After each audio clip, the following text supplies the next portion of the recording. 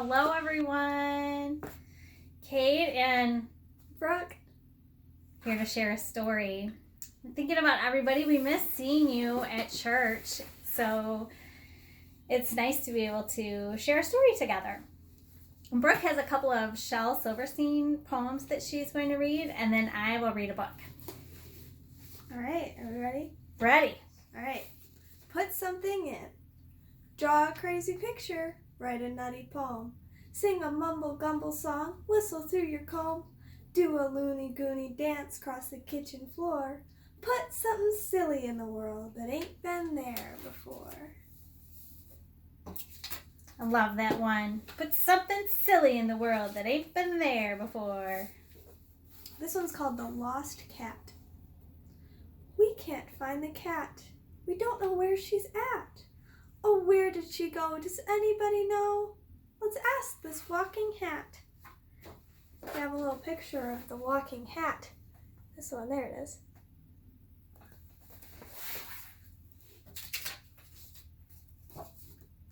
This one used to be my favorite poem.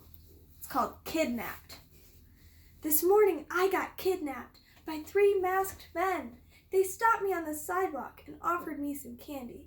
And when I wouldn't take it, they grabbed me by the collar and pinned my arms behind me and shoved me in the backseat of this big black limousine and tied my hands behind my back with sharp and rusty wire. Then they put a blindfold on me so I couldn't see where they took me and plugged up my ears with cotton so I couldn't hear their voices. And drove for 20 miles, or at least 20 minutes. And then dragged me from the car down to some cold and moldy basement where they stuck me in a corner and run off to get the ransom, leaving one of them to guard me with a shotgun pointed at me, tied up, sitting on a stool. And that's why I'm late for school. Silly. Silly, silly. That's all the poems for today. Thanks, Brooke. Yeah. All right, I have a book called The Tale of 3 Trees, and it was a gift to our family before Brooke was born. So it was a gift from Miss Laura and Mr. Larry, who are Cole and Brooke's grandma and grandpa, when Cole was just a baby. It is a traditional folk tale retold by Angela Hunt. And she says, for generations, the tale of 3 trees has been handed down from parents to children, retold in churches at Christmas and Easter, and even set to music and sung. As is often true of folk tales, its originator is unknown. To this person, I am deeply grateful, and that is by Angela Hunt, who put this together.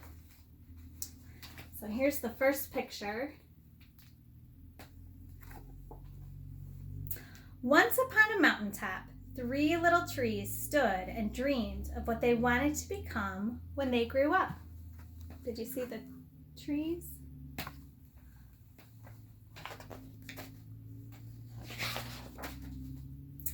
The first little tree looked up at the stars twinkling like diamonds above him.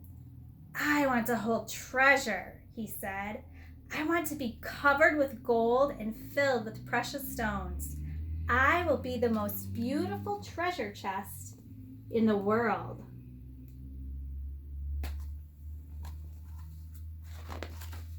The second little tree looked out at the small stream trickling by on its way to the ocean. I want to be a strong sailing ship, he said.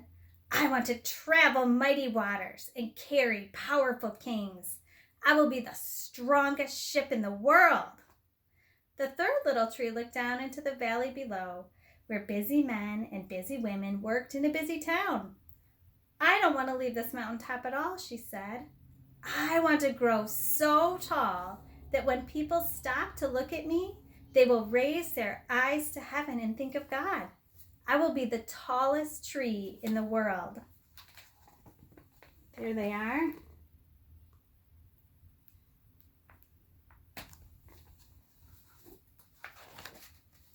Years passed. The rains came, the sun shone, and the 3 little trees grew tall. One day, 3 woodcutters climbed the mountain.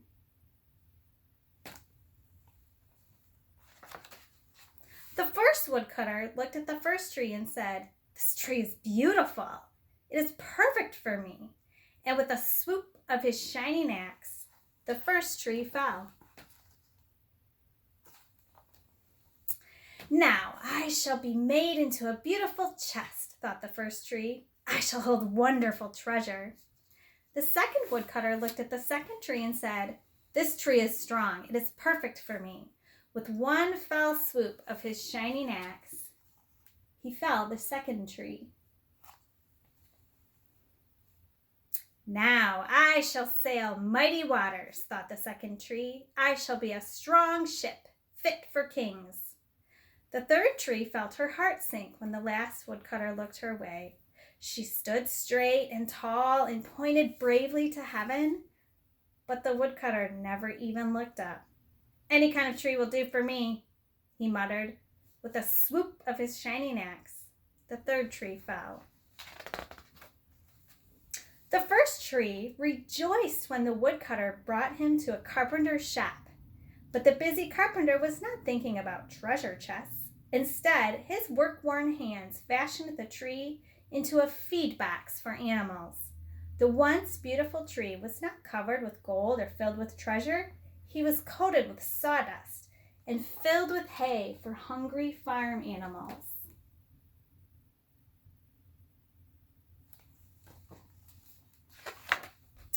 The second tree smiled when the woodcutter took him to a shipyard, but no mighty sailing ships were being made that day. Instead, the once strong tree was hammered and sawed into a simple fishing boat.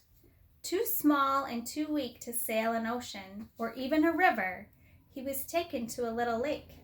Every day, he brought in loads of dead, smelly fish.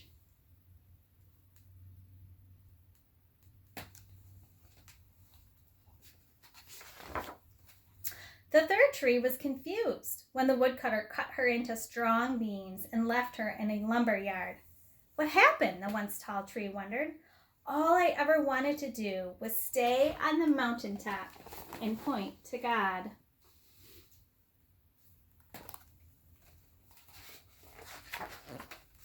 Many, many days and nights passed. The three trees nearly forgot their dreams.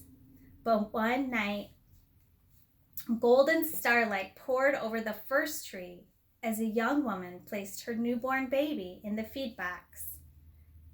"I wish I could make a beautiful cradle for him," her husband whispered. The mother squeezed his hand and smiled as the starlight shone on the smooth and sturdy wood. "This manger is beautiful," she said. And suddenly, the first tree knew he was holding the greatest treasure in the world.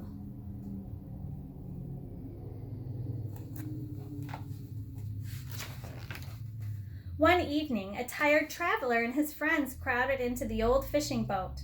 The traveler fell asleep as the second tree quietly sailed out into the lake.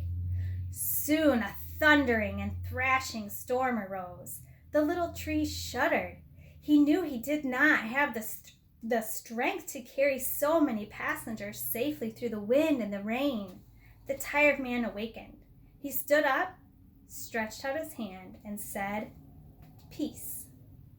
The storm stopped as quickly as it had begun, and suddenly the second tree knew he was carrying the King of heaven and earth.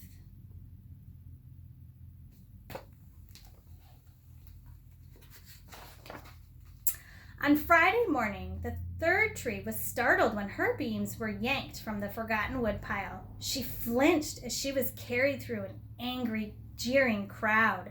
She shuddered when soldiers nailed a man's hands to her. She felt ugly and harsh and cruel.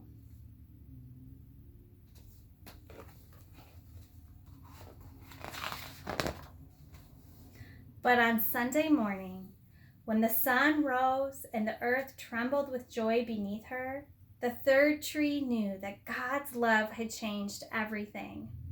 It had made the first tree beautiful. It had made the second tree strong. And every time people thought of the third tree, they would think of God.